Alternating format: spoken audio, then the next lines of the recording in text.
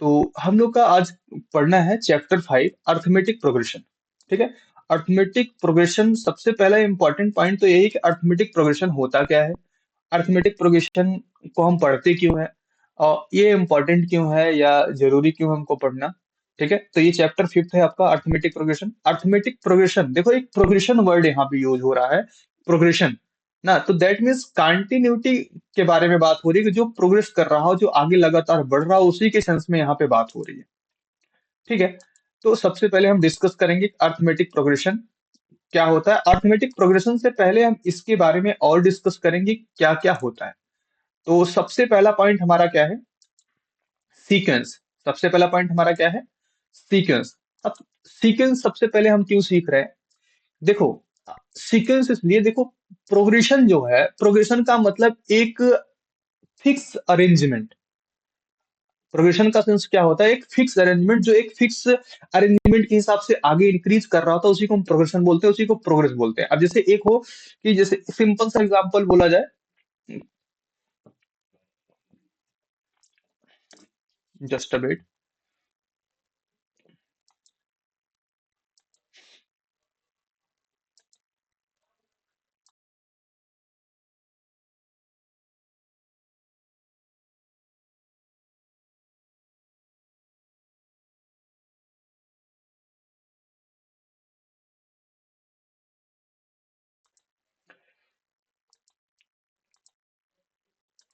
चलिए भाई, कॉल आ गया था। हम्म। तो प्रोग्रेशन क्या है, प्रोग्रेशन का मतलब एक कंटिन्यूअस चेंज। जैसे हम 1 के बाद 2 आता है, 2 के बाद 3 आता है, 3 के बाद 4 आता है, एक कंटिन्यूअस प्रोग्रेस हो रहा है। एक प्रोग्रेस होता है, हम कहाँ पहुंचे, 1 थे डायरेक्ट 100 पहुंच गए, अब 100 के बाद हम कहाँ, 150 पे आ रहे हैं, फिर उसके बाद 250 पहुंच जा रहे हैं।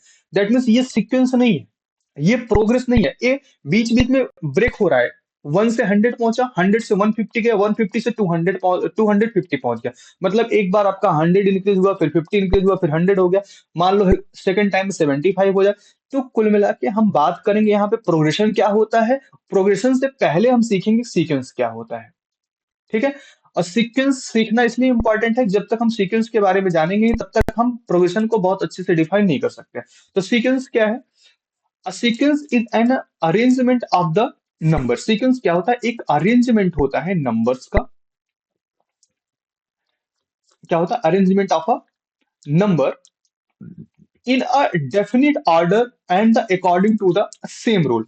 क्या बोला, डेफिनिट ऑर्डर, ऐसा ऑर्डर जो डिफाइन किया जा सके, डेफिनिट हो, same rule according to, sorry same rule is some rule, कुछ रूल के अंडर में। ऐसा नहीं कि सडनली ऐसे, जैसे यहाँ पे एग्जांपल के रूप में लिखा गया 1 3 5 7 9। ये देखो जो लिखा गया, ध्यान से देखो, 1 प्लस कितना 2, फिर उसके बाद क्या 3 प्लस 2, 5 प्लस 2, 7 प्लस 2। हर बार देखो 3 5 7 9, सब में क्या हुआ, 1 प्लस 2 किया कितना, 3 आया, 3 में फिर से क्या किया, 2 ऐड किया, 5 आया, 5 में फिर से क्या किया, 2 ऐड किया, 7 आया, 7 में फिर से क्या ऐड किया, 2। दैट मीन्स एक डेफिनेट रूल में चल रहा है कि नहीं चल रहा है, एक 2 2 का डिफरेंस लेके चल रहा है। और हर एक बार हम क्या कर रहे हैं, उसको आगे ऐड कर रहे हैं, ऐड करने पे जो रिजल्ट आ रहा है उसमें 2 ऐड कर दे रहे हैं, फिर से नेक्स्ट नंबर आ रहा है। दैट मीन्स ये क्या, इस तरह से हम कहाँ तक, इन्फिनाइट तक पहुंच सकते हैं, या यन नंबर्स तक पहुंच सकते हैं कि नहीं पहुंच सकते, जा सकते हैं। तो जो ये पैटर्न है, ये जो अरेंजमेंट है नंबर्स का, इसी को हम क्या बोलते हैं, सीक्वेंस बोल रहे होते हैं। A sequence is an the arrangement of a number. ये सिर्फ क्या होता है, एक अरेंजमेंट ऑफ नंबर होता है। जैसे यहाँ पे देखो, successive item is two greater than the preceding terms and 1 4 9 16 20। यहाँ पे देखो फिर से क्या लिखा गया, 1 4 9 समथिंग, क्या लिखा जा रहा है, 1 4 9, 1 4 9, उसके बाद लिख दिया 16, फिर लिखा 25। अब देखो यहाँ पे कोई अरेंजमेंट है, 1 के बाद कितना आ गया, 4 आ गया। 1 और 4 में अगर डिफरेंस की बात करें तो 1 + 3 = 4। 4 के बाद फिर 9 आया, इसमें क्या 5 का अरेंजमेंट करेंगे तब 5 आएगा। 5 के बाद डायरेक्ट 16 आया, मतलब 11 लगा देंगे तब 16 आएगा। अब यहाँ पे देखो 3 आया, 5 आया, 11 आया, कोई अरेंजमेंट निकल रहा है यहाँ पे। यहाँ पे तो देखो अरेंजमेंट था, 2 2 2 2, सब में किसका डिफरेंस हो रहा था, 2 का हो रहा था, है कि नहीं। बट यहाँ पे हमारे पास 3 हुआ, 5 हुआ, 11 हुआ, और फिर 11 के बाद भी अगर बात करें तो हमें 16 मिल रहा है। 16 के बाद कितना ऐड कर देंगे इसमें कि 25 हो जाएगा। यहाँ पे हम अगर हम 9 ऐड करेंगे तब 25 हो गया। अब देखो एक नया नंबर 9 आया, मतलब क्या, 3, 5, 11, फिर से 9 हो गया। ये किसी सीक्वेंस में है, किसी सीक्वेंस का मतलब कोई ऐसा फिक्स नंबर मिल रहा है, कोई अ, ऐसा डेफिनिट अरेंजमेंट हो रहा है, नहीं हो रहा है। दैट मीन्स जब तक कोई डेफिनिट अरेंजमेंट नहीं होगा हमारे पास किसी पर्टिकुलर रूल के अंडर में, तब तक हम उसको सीक्वेंस नहीं बोल रहे होते हैं। समझ में आया कि नहीं आया?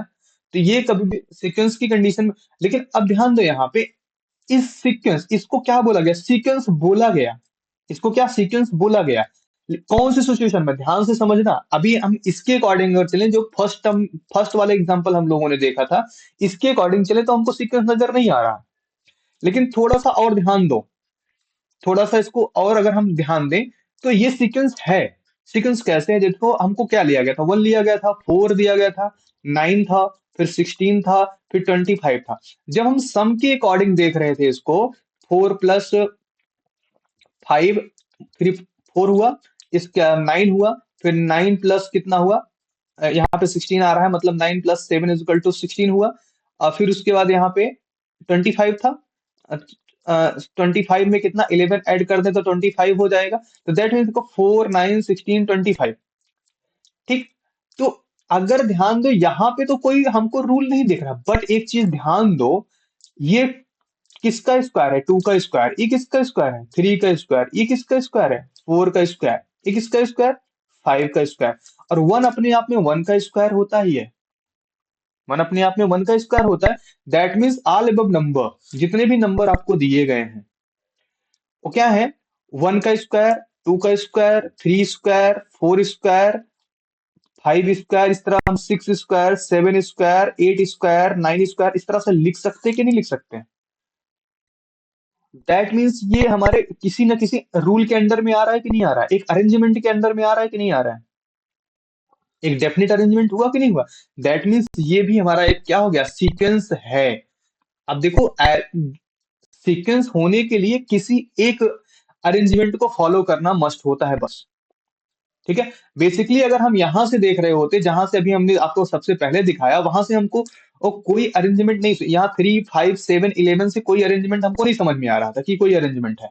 समझ में आ रहा था, नहीं आ रहा था कि ये कोई अरेंजमेंट है। बट अगर हम थोड़ा सा और दिमाग को लगाएं, थोड़ा सा और इसके बारे में एनालिसिस करें, तो देख पा रहे हैं कि 1 क्या है, 1 का स्क्वायर है, 4 क्या है, 2 का स्क्वायर है, फिर 9 क्या है, 3 का स्क्वायर, 16 क्या है, 4 का स्क्वायर, 25 क्या है, 5। ये सीक्वेंस में स्क्वायर होता जा रहा है कि नहीं होता जा रहा है, लगातार क्रम में एक रूल के अंडर में स्क्वायर होता जा रहा है। दैट मीन्स क्या हुआ, कि ये जितने भी टर्म्स हमारे बन रहे हैं, ये सब क्या है, एक सीक्वेंस है, एक अरेंजमेंट है, वेल डिफाइंड अरेंजमेंट है। तो well defined arrangement under the rule is known as the sequence. Clear now? Done. ठीक है। तो अरेंजमेंट, आपको सीक्वेंस समझ में आ गया, सीक्वेंस क्या है, सीक्वेंस क्या होता है, एक वेल डिफाइंड अरेंजमेंट होता है अंडर द रूल, किसी रूल के अंडर में एक वेल डिफाइंड अरेंजमेंट जो हो रहा होता है, उसी को हम क्या बोलते हैं, सीक्वेंस बोल रहे होते हैं। अब हम बात करते हैं आगे सीक्वेंस के आगे, टर्म की। टर्म क्या होता है, टर्म का मतलब होता है जो हम इन्वॉल्व कर रहे हैं उन्हीं को टर्म बोलते हैं। अब ध्यान से देखो, the various number occurring in the sequence are called terms. Since the order of the sequence is fixed, therefore the term are known by the position of the occupying the sequence. That means जैसे अभी हमने यहाँ पे बात किया ना, क्या 1, 4, 9, 16, 25, 36, 49, 64, 81, ठीक है, 100, ये सब क्या है, नंबर लिखे गए हैं। ये जो फर्स्ट नंबर है, ये हमारा क्या, फर्स्ट टर्म है। ये हमारा क्या है, सेकेंड टर्म है ना। इस तरह से जितने भी हैं हमारे पास, ये सब क्या है, टर्म के रूप में डिफाइन किए जाते हैं। हमारा क्या है, थर्ड टर्म है, हमारा क्या है, थर्ड टर्म है। उसके बाद हमारा क्या है, फोर्थ टर्म है, ये हमारा क्या है, फोर्थ टर्म है। ये हमारा फिफ्थ टर्म है। ठीक है। तो इस तरह से ये सभी किस किस फॉर्म में रिप्रेजेंट किया है, टर्म्स के फॉर्म में रिप्रेजेंट किए जाते हैं। इस तरह आगे हम बढ़ते चले जाएंगे, तो दैट मीन्स अगर इनको रिप्रेजेंट करें तो 1 का square, 2 square, 3 square, 4 square, so on. यहाँ पे हम पहुंचे 10 स्क्वायर और सो ऑन आगे बढ़ जाए तो n स्क्वायर तक पहुंचेंगे। n स्क्वायर को हम बोलते हैं कौन सा टर्म? nth term. कौन सा बोलते हैं? nth term. ठीक है। nth टर्म जो होता है यही सबसे बड़ा गेम रखता है पूरे के पूरे, क्या बोलते हैं, इसमें अर्थमेटिक प्रोग्रेशन में सारा का सारा डिपेंडेंसी nth टर्म के हिसाब से घूमेगा। अभी हम आगे डिस्कस करेंगे। अब बाकी जो एक्सरसाइज हैं, जो क्वेश्चंस हैं, जो एग्जांपल्स हैं, वहां पे nth टर्म सारी चीजों के बारे में डिस्कस करेंगे। तो बेसिकली मान के चलो टर्म्स हमारे क्या है, ये जिस हिसाब से सीक्वेंस हमारे बन रहे होते हैं, जिस हिसाब से हमारा प्रोग्रेशन बढ़ रहा होता है आगे, फर्स्ट को फर्स्ट टर्म, सेकंड को सेकंड टर्म, थर्ड को थर्ड टर्म, मतलब प्लेस के अकॉर्डिंग बात कर रहे होते हैं। अब कभी कभी ये इसका अरेंजमेंट मान लो ऐसे लिख दिया गया, 1, 9, 4, 16 etc ऐसे करके लिख दिया गया। ठीक, इन सारी चीजों के फॉर्म में लिख दिया गया। अब ये सब जो है, ये अब यहाँ पे देखो, ये 1 का स्क्वायर हुआ है, 3 का स्क्वायर हुआ है, ये 2 का स्क्वायर हो गया। दैट मीन्स यहाँ पे सीक्वेंस गड़बड़ हो गया। ऐसी सिचुएशन में हम इनको क्या बोलते हैं? सीक्वेंस नहीं बोल रहे होते हैं। समझ में आई बातें? क्लियर? तो टर्म्स और सीक्वेंस समझ में आ गया। ठीक है। अब आगे बात करते हैं अर्थमेटिक प्रोग्रेशन की। अब हम मेन चैप्टर के मेन थीम पे आते हैं कि हमारा अर्थमेटिक प्रोग्रेशन क्या है। ठीक है, arithmetic progression and arithmetic progression is special case of sequence. ये क्या होता है? एक सीक्वेंस का स्पेशल केस होता है। ठीक है, ये भी एक टाइप का सीक्वेंस ही है। ठीक है, आगे जब आप हायर एजुकेशन में जाओगे, क्लास 11 12 में पहुंचोगे या उसके आगे पढ़ोगे, तो वहां पे आपको सीक्वेंस नाम से एक बहुत इंपॉर्टेंट चैप्टर पढ़ाया जाएगा। पूरा का पूरा चैप्टर ही सीक्वेंस, और एक चैप्टर रहेगा सीरीज के नाम से। ठीक है, ये दो चैप्टर। हाँ, हाँ, 11 12 में आपको पढ़ाए जाएंगे वहां पे सीक्वेंस एंड सीरीज के नाम से, या सीरीज के नाम से, सीक्वेंस के नाम से आपको एक चैप्टर, इंपॉर्टेंट चैप्टर पढ़ाया जाएगा। काफी वेटेज रखता है एग्जाम के पैटर्न में ये। ठीक है, वहां पे आपको ये सिखाया जाएगा। तो बहरहाल अभी हम बात करते हैं an arithmetic progression is special case of a sequence. एक सीक्वेंस स्पेशल केस होता है where the difference between a term and the preceding term is always constant। क्या बोला गया? अर्थमेटिक प्रोग्रेशन क्या होता है? सीक्वेंस का एक स्पेशल कंडीशन होता है, एक स्पेशल केस होता है, जिसमें क्या होता है? क्या है भाई, कोई इशू है क्या?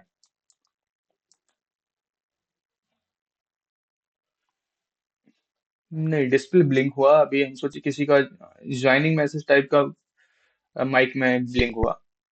मैं सोचा किसका। हाँ, ओके, ठीक है। हो सकता है और कोई ब्लिंक कर रहा हो कुछ।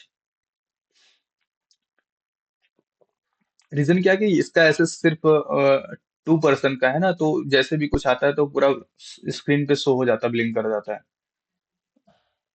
बहुत फास्ट पे है तो जल्दी हट भी जाता है। चलो ठीक है, डिस्कस करते हैं।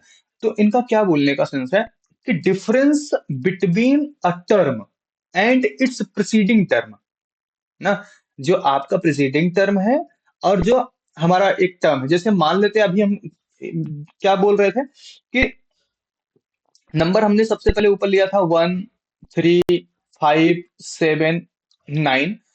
तो यहाँ पे बोला गया preceding term and a number, उन कहीं भी आप प्रीसीडिंग टर्म से क्या करो, preceding term is always constant. क्या बोला गया? Between the term and its preceding term is always constant. ये हमेशा क्या होना चाहिए? कांस्टेंट। कांस्टेंट का मतलब बदलना नहीं चाहिए। चाहे जहां भी आप चेक करोगे हर बार वही आना चाहिए। जैसे अगर हम यहां से 3 से प्रीसीडिंग ले, 3 - 1 = 2 मिलेगा। 5 - 3 ले तब भी 2 मिलेगा, है ना। 7 - 5 ले तब भी 2 मिलेगा। देखो ध्यान से देखो, यहाँ पे 9 - 7 ले तब भी 2 मिलेगा।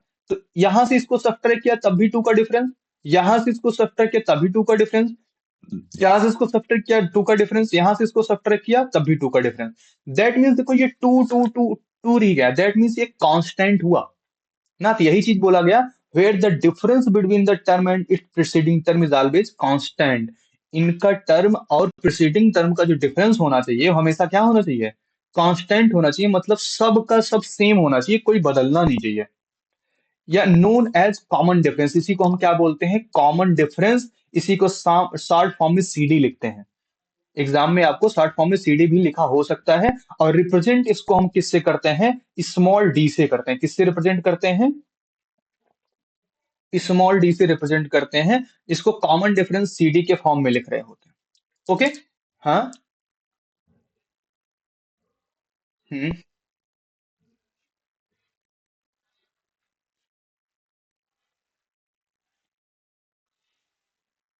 मतलब मैंने समझा नहीं, इनके बीच बीच का जो गैप हुआ है। हाँ, वो तो वन वन डिजिट गैप है, बट हमको ये डिजिट गैप है ना, हमको डिजिट गैप नहीं चाहिए, वैल्यू गैप चाहिए। हमसे वैल्यू गैप से मतलब है, डिजिट गैप से मतलब नहीं। डिजिट गैप में भाई, डिजिट गैप आपका हमेशा कम रहेगा। कभी भी ऑब्जर्व करो, डिजिट डिजिट गैप आपका कम हो सकता है। जैसे यहीं पे देखो, आपको वैल्यू गैप 2 का मिल रहा है, डिजिट गैप 1 का मिल रहा है।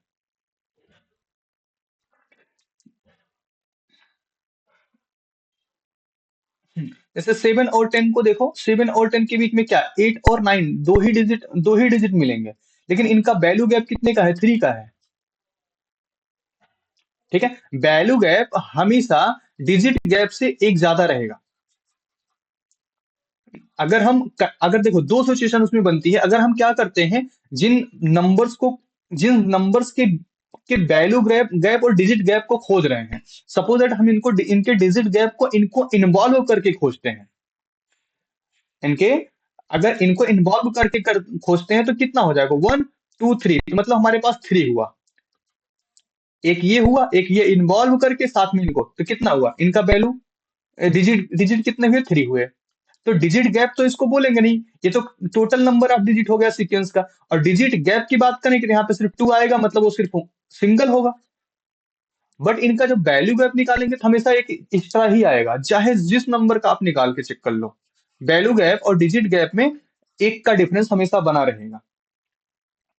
ओके। तो हम वैल्यू गैप को काउंट करेंगे, ना कि डिजिट गैप को। डिजिट गैप के हिसाब से एनालिसिस नहीं कर सकते।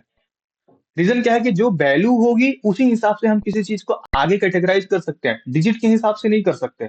डिजिट तो कर सकते हैं, ऐसा भी नहीं है। बट क्या है कि डिजिट गैप का वैल्यूएशन थोड़ा सा हमारे लिए अनसिक्वेंशियल हो जाएगा, जिसका हम यूज बहुत बेहतरीन तरीके से नहीं कर पाएंगे। रीजन क्या है कि हमको हमेशा एक एक स्टेप पीछे रहना पड़ेगा। दैट मीन्स हम किसी चीज की एक्यूरेसी पे नहीं पहुंच सकते। मैथ्स का सेंस होता है कि जो आपको एक्यूरेट एनालिसिस तक पहुंचा सके। ऐसा नहीं है कि मैथ्स हम पढ़ रहे हैं तो कुल मिला के कैलकुलेशन ही होता है। मैथ्स का मीनिंग सिर्फ कैलकुलेशन डिपेंडेंसी नहीं होती है। अगर हम इसका यूज कहीं अनदर प्लेस पे करें, या साइंटिफिक कैलकुलेशन में करें, या केमिकल कैलकुलेशन में करें, तो हमको एग्जैक्ट इंफॉर्मेशन तक पहुंचाए। मैथ्स का मीनिंग ये होता है। अब ऐसा नहीं, कैलकुलेशन के हिसाब से अगर आप कैलकुलेशन यहाँ पे सेट करना चाहो तो आप किससे, डिजिट गैप के हिसाब से कैलकुलेशन कर सकते हो, कोई दिक्कत नहीं है। हमको ये पता होना चाहिए कि डिजिट गैप वैल्यू गैप से एक कम है।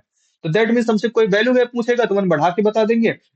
डिजिट गैप कोई पूछेगा तो हम एक सब्ट्रैक्ट करके बता देंगे।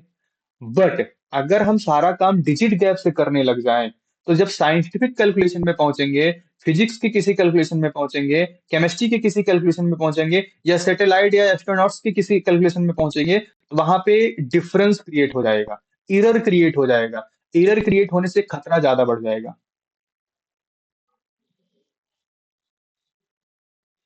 करेक्ट वैल्यू आपको नहीं मिल पाएगी, एक स्टेप हम पीछे ही रह जाएंगे। ओके।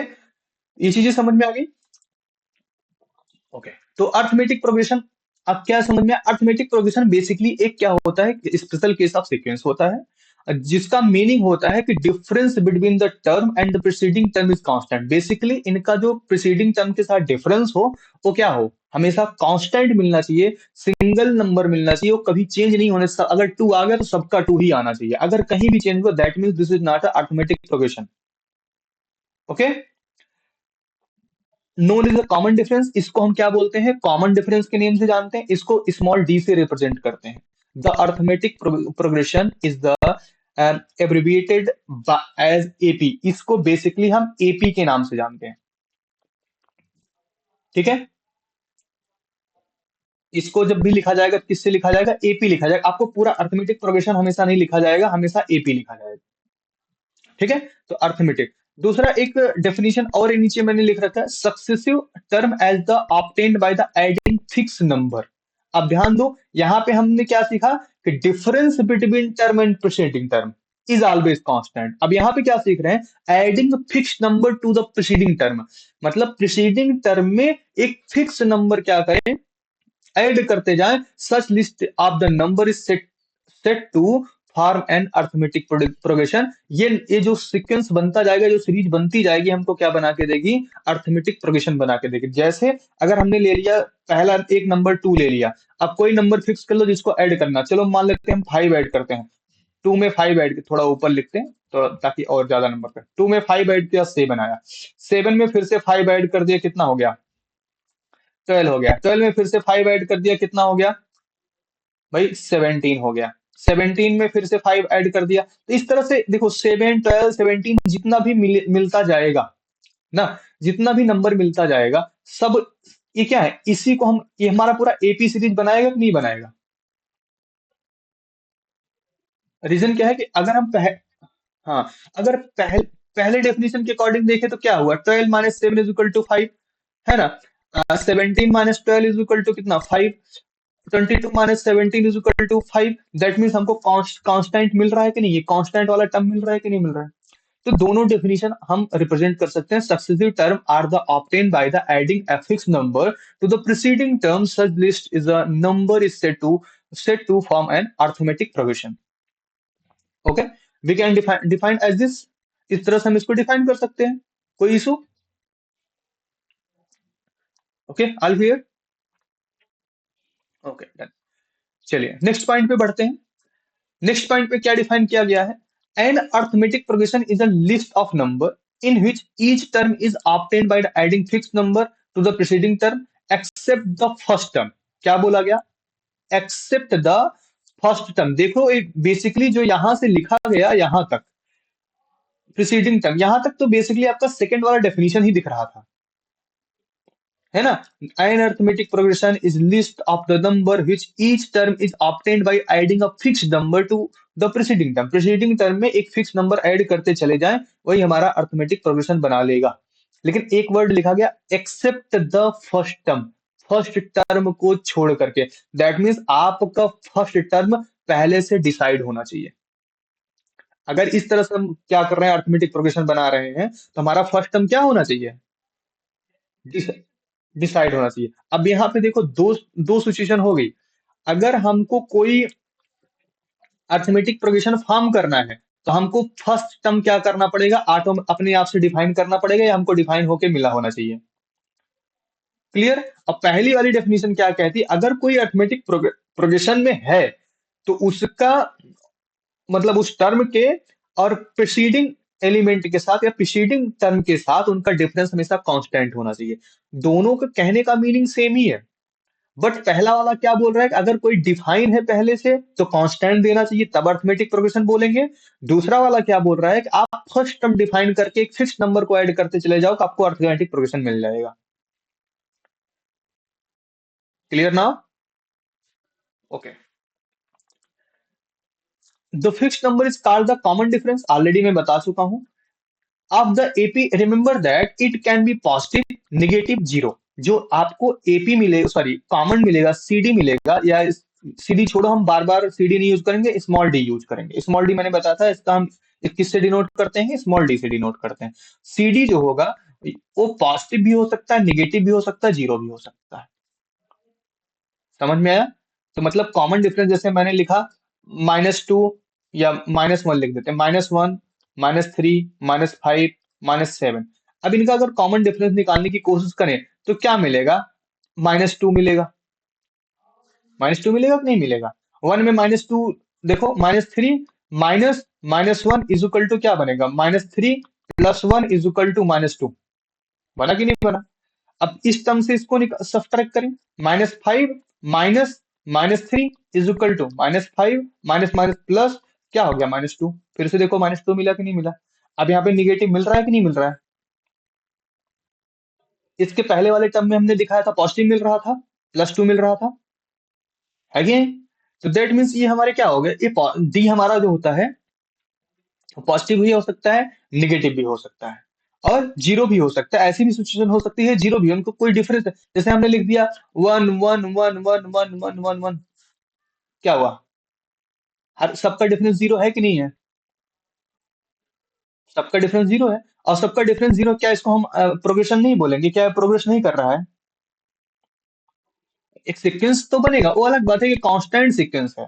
कांस्टेंट सीक्वेंस का मतलब जिसमें कोई चेंज ना हो रहा हो, जिसमें कोई बदलाव ना हो रहा, जिसमें कोई परिवर्तन ना हो रहा हो, जिसमें किसी प्रकार का कोई भी इधर उधर का परिवर्तन ना हो, वो क्या है? Constant sequence. बट अगर हम प्रोग्रेशन की बात करें, तो प्रोग्रेशन के अकॉर्डिंग डी पॉजिटिव भी हो सकता है, निगेटिव भी हो सकता है, जीरो भी हो सकता है। दैट मीन्स किसी भी टर्म को रिपीट एंड रिपीट लिख सकते हैं कि नहीं लिख सकते? और जब किसी टर्म को हम रिपीट एंड रिपीट लिख सकते हैं, तो सिंपल सी बात है, वो एक हमारे थ्योरी के अकॉर्डिंग, हमारे डेफिनेशन के अकॉर्डिंग क्या बन जाएगा? प्रोग्रेशन बन जाएगा। क्लियर ना? ओके, तो यहां तक समझ में आ गया। दो जनरल फॉर्म, अच्छा इसके ऊपर का स्टेप बचा अभी। हाँ, ऊपर लिखा क्या मैंने डिनोट किया? Let us denote the first term of the AP is A1. AP को जो फर्स्ट टर्म होता है, हमको उसको ए1 से रिप्रेजेंट, जैसे यहाँ पे एक वन कैपिटल लिख दिया गया, ऐसा नहीं, ए सफिक्स वन लिखा जाता है ऐसे। ठीक है। सेकेंड टर्म को हम लिखते हैं ए2, थर्ड टर्म को हम लिखते हैं ए3। कभी भी जैसे यहाँ पे लिख दिया गया, ऐसा होना नहीं चाहिए, एक टाइपिंग मिस्टेक है। ए2, टू यहाँ सफिक्स में, वन यहाँ सफिक्स में, ठीक है। तो हमेशा ऐसे A1, A2, A3, A4, ए5, ए6, so on, इस तरह से कंटिन्यू, इस तरह से होना चाहिए। इसी को हम क्या बोलते हैं? First term, second term, third term, fourth term. मतलब आपके पास नंबर नहीं दिए गए, अगर हम स्टैंडर्ड फॉर्म में इनको अगर हम लिख रहे हो, तो क्या लिखते हैं? A1, A2, A3, A4, ए5, ए6, so on, कहां तक? A N. कहां तक? ए एन तक। ठीक है। तो इनको हम क्या लिखते हैं? इस तरह से रिप्रेजेंट कर रहे होते हैं।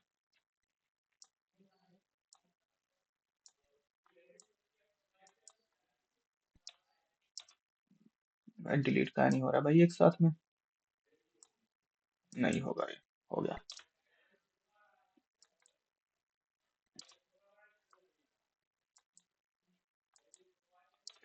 चलो, तो यहाँ पे ये टर्म हमको मिले, A1, A2, A3, so on. अगर हमको स्टैंडर्ड फॉर्म, जैसे हमने पीछे सीखा, प्रीसीडिंग टर्म के साथ इनका डिफरेंस, दैट मीन्स हम इनको क्या लिखेंगे?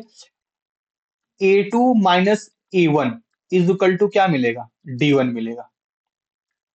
ठीक है। अब हम इसको डी1 नहीं लिखेंगे, क्यों नहीं लिखेंगे? क्योंकि आपका जो भी डी होगा, वो हमेशा क्या होगा? कांस्टेंट होना चाहिए। अभी पीछे बताया मैंने कि डी हमेशा क्या होना चाहिए? फिक्स होना चाहिए। वो चाहे पॉजिटिव में, अगर पॉजिटिव आ गया तो पूरे में पॉजिटिव ही आना चाहिए, निगेटिव आ गया तो सब में निगेटिव ही आना चाहिए, जीरो हो गया तो सबका जीरो ही होना चाहिए। अगर कोई फिक्स, कोई नंबर मिल गया, चाहे पॉजिटिव के साथ चाहे निगेटिव के साथ, वही नंबर होना चाहिए, दैट मीन चेंज नहीं होना चाहिए। तो इसका सेंस क्या हुआ कि हम यहाँ पे डी1 डी2 का यूज नहीं कर सकते। अगला, A3 minus A2 is equal to भी हमको क्या मिलेगा? डी ही मिलेगा। A4 minus A3 is equal to हमको क्या मिलेगा? डी मिलेगा। ए5 minus A4 is equal to हमको क्या मिलेगा? डी मिलेगा। So on, A N minus one minus A N, होगा कि नहीं होगा? तो उल्टा लिख दिया मैंने। यहाँ पे एक एक टर्म हम यहाँ पे लिख देते हैं, A N minus one minus A N minus two is equal to D. ठीक है। फिर उसके बाद अगला क्या मिलेगा? उल्टा लिख दिया क्या मैंने भाई? A N minus one, N minus two, ठीक है, लिखा सही है। अगला, A N minus one is equal to D. ये टर्म आपका बनेगा। ठीक है। A N minus A N minus, इसका इसका मीनिंग समझ रहे हो? दोनों टर्म जो मैंने लिखा है यहाँ पे, ये दोनों टर्म्स की मीनिंग आपको कलेक्ट हो रही, पकड़ में आ रहा है कि नहीं आ रहा है? आ रहा है। ठीक है। तो ए एन माइनस वन, मतलब ये यंथ टर्म के नियर अबाउट की बात कर रहे हैं। यंथ टर्म से थोड़ा सा पहले, मतलब दो टर्म पहले। ये क्या हुआ? यन से एक स्टेप पहले, ये वाला क्या है? दो स्टेप पहले। तो मतलब क्या हुआ? जैसे बेसिकली हम बात करते हैं, जैसे अगर हमारा टोटल टर्म फाइव है, टोटल टर्म फाइव है, तो इसके पहले का स्टेप किसके बीट का रिलेशन होगा? फोर और थ्री का रिलेशन होगा ना। तो अगर हम, ये हमारा यन है, तो ये हमारा यन माइनस वन होगा, ये यन माइनस टू होगा। होगा कि नहीं होगा? तो जब इनका डिफरेंस लेंगे, तो n minus one minus n minus two लेंगे ना, तो वही चीज लिखा है, A N minus one minus A N minus two. और उसके बाद जब लास्ट में आएंगे, तो क्या लिखेंगे? ये एन है तो एन माइनस वन करेंगे, that means a N minus one. देखो a N minus one = d. तो दैट मीन्स ये हमारा स्टैंडर्ड फॉर्मेशन है। इसी के हेल्प से हम क्या करेंगे, क्वेश्चन सॉल्व करेंगे। इन्हीं के हेल्प से हम टर्म्स को फाइंड करेंगे, जो हमारे अब्सेंट टर्म्स होंगे। जब मान लो बीच में कोई टर्म्स गायब कर दिया गया, तो हम इन्हीं के हेल्प से टर्म्स को फाइंड करेंगे। क्लियर ना? ठीक। ठीक है। थोड़ा सा यहाँ पे और एक चीज डिफाइन करते हैं। अगर आपके पास फर्स्ट टर्म दिया गया है, अगर आपके पास फर्स्ट टर्म ए दिया गया है, आपको सेकंड टर्म, दैट मीन्स ये ए वन हुआ, ए वन आपको दिया गया फर्स्ट टर्म। अगर हमको ए टू फाइंड करना है, तो हम क्या लिख सकते हैं, ए टू को लिख सकते हैं ए वन प्लस डी लिख सकते हैं। लिख सकते हैं कि नहीं लिख सकते हैं? जैसे अभी मैंने दे दिया फर्स्ट टर्म टू टू दे दिया, और difference difference is equal to five दे दिया। तो अगर हमको ये मान लेते हैं A one is equal to है, ए टू अगर हमको निकालना हो तो क्या करेंगे, टू प्लस फाइव करेंगे कि नहीं करेंगे? करेंगे ना। अभी जस्ट पीछे मैंने एग्जांपल टू फाइव करके दिखाया था, 7 14 समथिंग जो एग्जांपल आ रहा था। अब ए थ्री अगर हमको निकालना हुआ, तो हम क्या करेंगे, इसको पहले ऐड करेंगे तो क्या बनेगा, सेवन।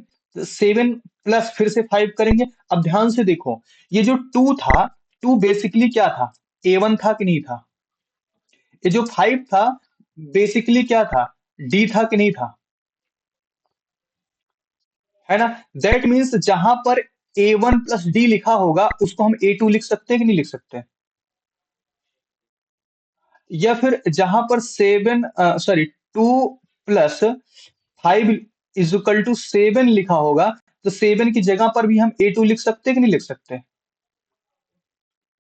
दैट मीन्स इसकी जगह पे हम ए टू लिख देंगे, और प्लस फिर से फाइव ऐड करेंगे, तो फाइव का सेंस कौन, डी ऐड हुआ, दैट मीन्स डी हुआ कि नहीं हुआ? तो क्या बन गया, A three is equal to A two plus D, बना कि नहीं बना? तो इस तरह से टर्म हम अगर फाइंड करेंगे, तो A three is equal to क्या होगा, A two plus D. A four is equal to हमको क्या मिलेगा, A three plus D. A five is equal to हमको क्या मिलेगा, ए फोर प्लस डी। इस तरह से सो ऑन। अगर हम ए एन निकालेंगे, तो क्या मिलेगा, A N minus one plus D मिलेगा कि नहीं मिलेगा? ठीक है। दैट मीन्स अगर हमको फर्स्ट टर्म डिफाइन है, अगर हमारा फर्स्ट टर्म डिफाइन है, और हमको डी डी के बारे में इंफॉर्मेशन है कि डी हमारा क्या है, तो हम पूरे आपने यन टर्म तक को फाइंड कर सकते कि नहीं कर सकते?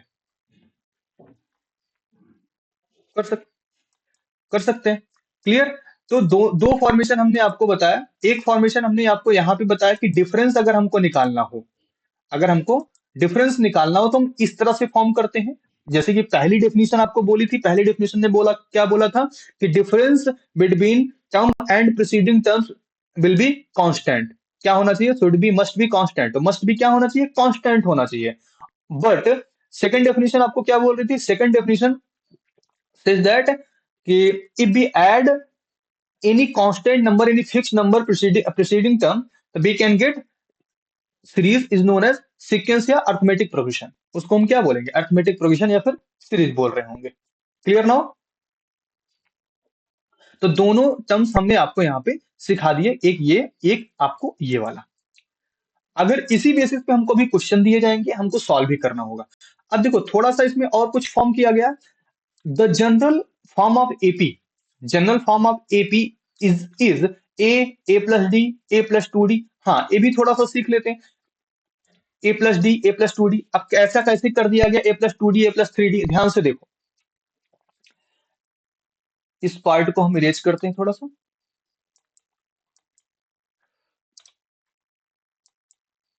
भाई पूरा डिलीट हो जाओ, पार्ट में कहाँ हो रहा है। चलो इरेजर यूज करते हैं, ज्यादा आसान रहेगा। देखो, ये चीजें हम लोगों ने अभी डिस्कस किया, इसी के बिहाफ पे हम उस फॉर्मेशन पे भी आएंगे। हमको ए वन दिया गया, ए टू इज इक्वल टू हमने क्या निकाला, ए वन प्लस डी निकाला। ए वन प्लस क्या निकाला, डी निकाला। अब ध्यान से देखो, ए वन प्लस डी, है ना। अगर हम फर्स्ट फर्स्ट टर्म में आते हैं, तो देखो फर्स्ट टर्म ए लिखा, सेकंड टर्म ए प्लस डी लिखा। लेकिन जब हम थर्ड टर्म पे पहुंचेंगे, तो थर्ड टर्म में हमने क्या लिखा, A three is equal to A two plus D लिखा है ना। अगर हम चाहें तो ए टू के प्लेस पे इस टर्म को लिख सकते कि नहीं लिख सकते? A1 plus D plus D लिखा जा सकता है। नहीं समझ में आया? बोलो भाई।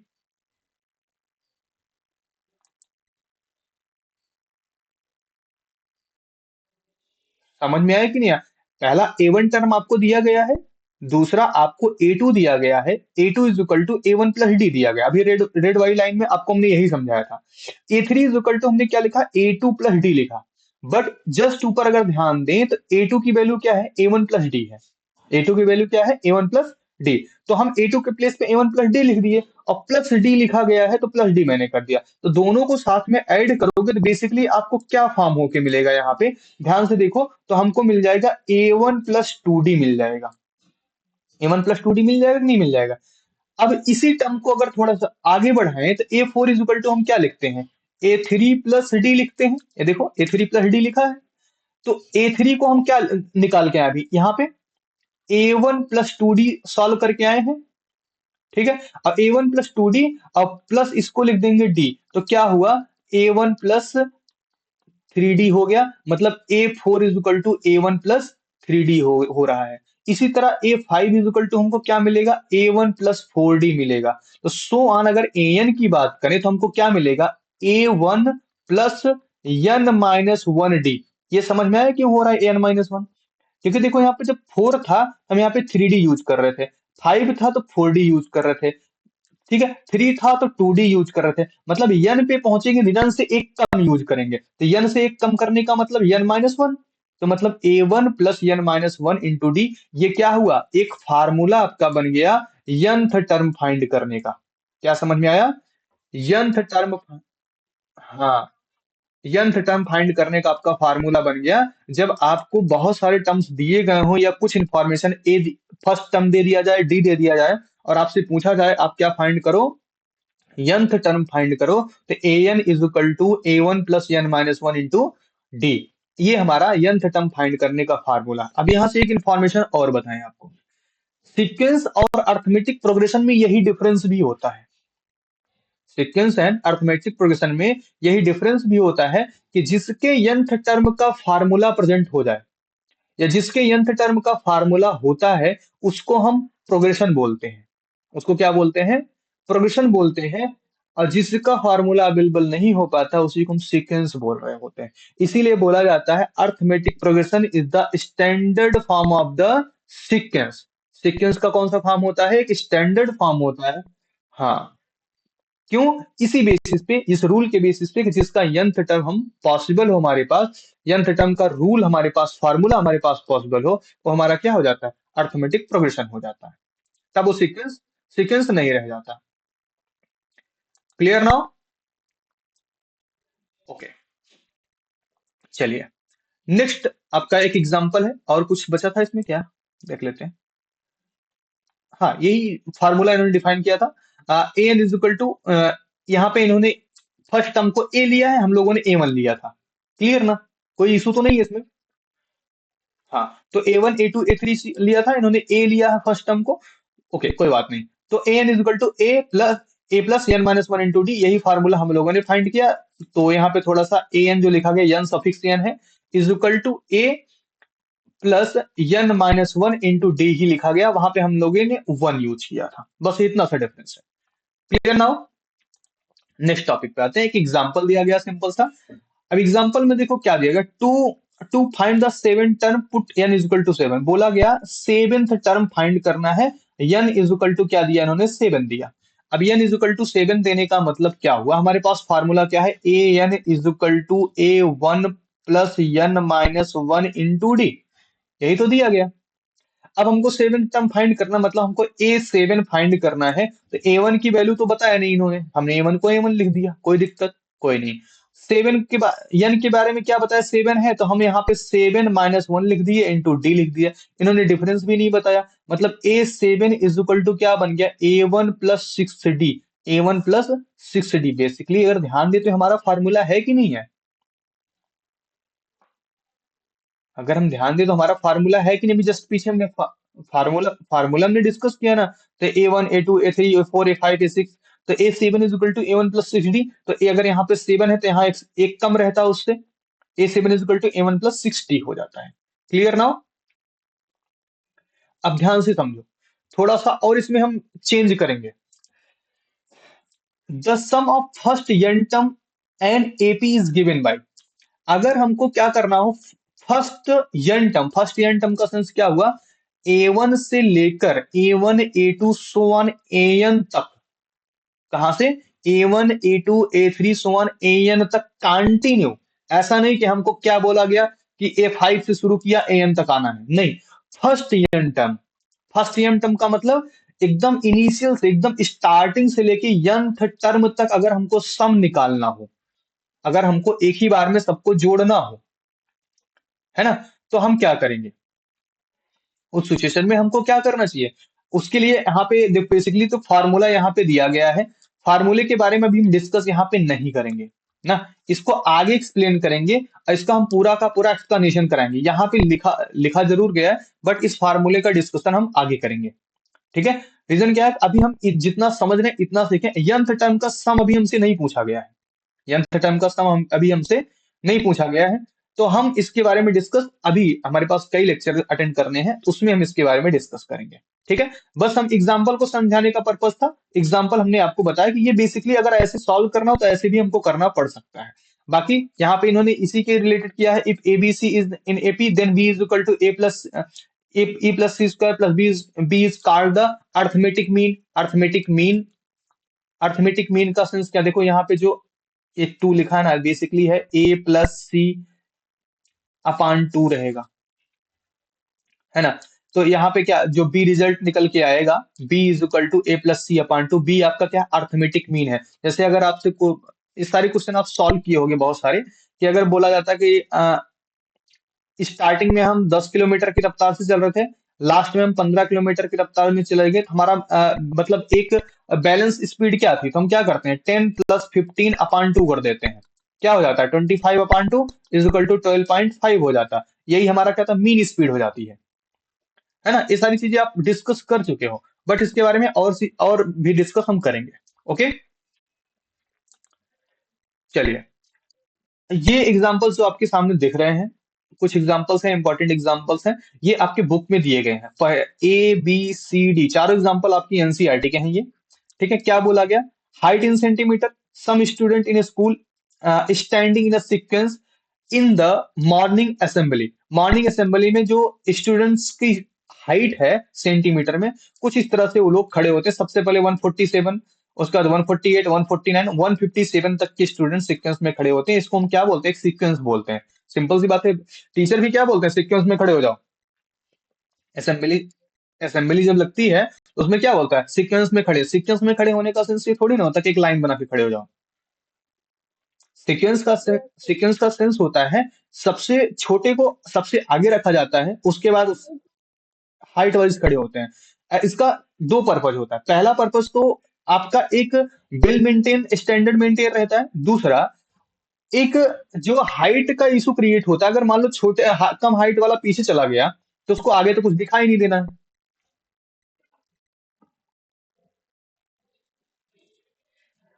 हाँ, उनको सबसे पीछे किया जाता है, सबसे।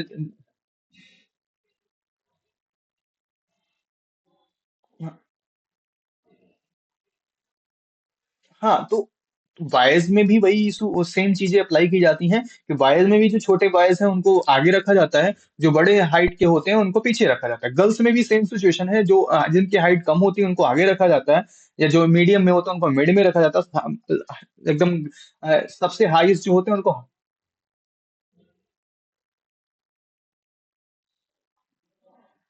हाँ, तो ये, हाँ, इसका एक ही रीजन होता है कि ताकि हमारा सीक्वेंस भी मेंटेन रहे, और जो फ्रंट या बैक का जो भी हमारा पर्पस है प्रेयर का, असेंबली में जो भी हो रहा होता है, उन सारी चीजों को प्रॉपर सब टैकल कर पाए, सबको विजिबिलिटी मेंटेन रहे। हाँ, सेकंड पॉइंट आपका क्या है, the minimum temperature in the degree Celsius recorded the week in the month of the January in a city, arrange the ascending order में इसको अरेंज किया गया, मतलब घटते हुए क्रम में, सॉरी, असेंडिंग मतलब बढ़ते हुए क्रम में होता है, मतलब बढ़ते हुए सबसे कम, उसके उससे ज्यादा, फिर उससे ज्यादा, फिर उससे ज्यादा, इसको हम असेंडिंग ऑर्डर बोलते हैं।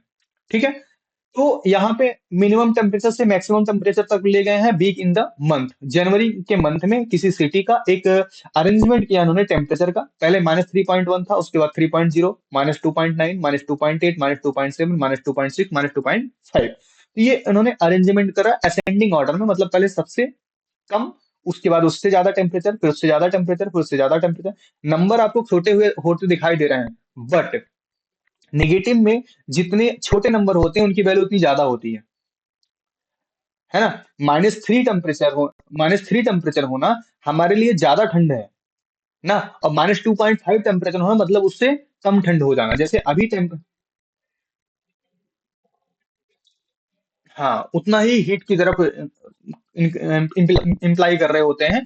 और जितना ही निगेटिव में बड़े नंबर होते जाते हैं उतना हमारा क्या होता है, कोल्ड की तरफ इंप्लाई करते जाएंगे, अगर हम किसकी बात करें, टेम्परेचर की बात कर रहे हो।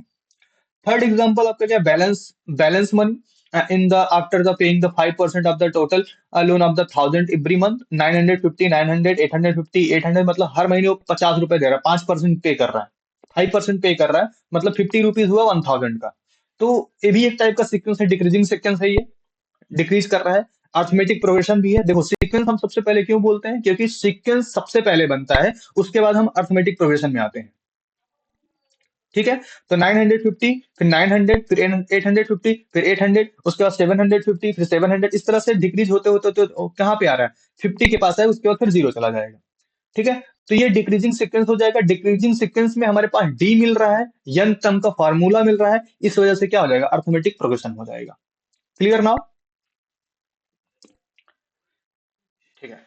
तो ये आपके एग्जांपल्स है, बुक्स में दिए गए हैं, इसके बारे में हम ज्यादा डिस्कस नहीं करेंगे। आते हैं नेक्स्ट पॉइंट पे, और यहां तक एक्सरसाइज फर्स्ट से पहले का लास्ट टॉपिक है ये, फाइनाइट एपी और इनफाइनाइट एपी। फाइनाइट एपी क्या होता है, there are the only finite number of terms, जिसके पास फाइनाइट नंबर ऑफ टर्म्स होते हैं, दैट मीन जिसके नंबर ऑफ टर्म्स को हम काउंट कर सकें। सिंपल सा स्टेटमेंट है। तो there are the only finite number of term, ऐसे ऐसा एपी या ऐसा अर्थमेटिक प्रोग्रेशन जिसके नंबर ऑफ टर्म्स को हम काउंट कर सकें, गिन सकें, ऑब्जर्व कर सकें। There are the only infinite number of terms, जहां पर इन्फिनाइट, ओनली इन्फिनाइट का मतलब क्या हो भाई, ओनली, यहाँ पे ओनली इन्फिनाइट होना ही नहीं चाहिए। There are infinite number of terms. ठीक है। There are infinite number of terms, वो क्या होते हैं, इन्फिनाइट एपी होते हैं। सिंपल सा ही इतना। समझ में आया फाइनाइट एपी इन्फिनाइट एपी में। फाइनाइट और इन्फिनाइट समझ में आ रहा है कि नहीं आ रहा।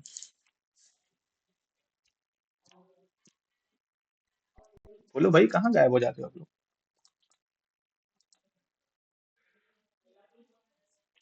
फाइनाइट फाइनाइट इन्फिनाइट समझ में आ रहा है कि नहीं आ रहा है? बोलो।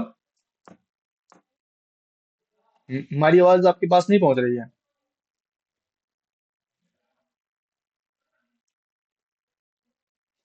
वॉइस नहीं जा रही है क्या।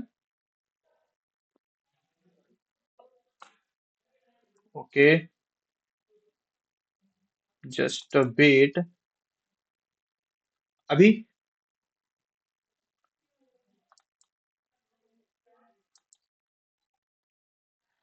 अभी प्रॉपर है क्या।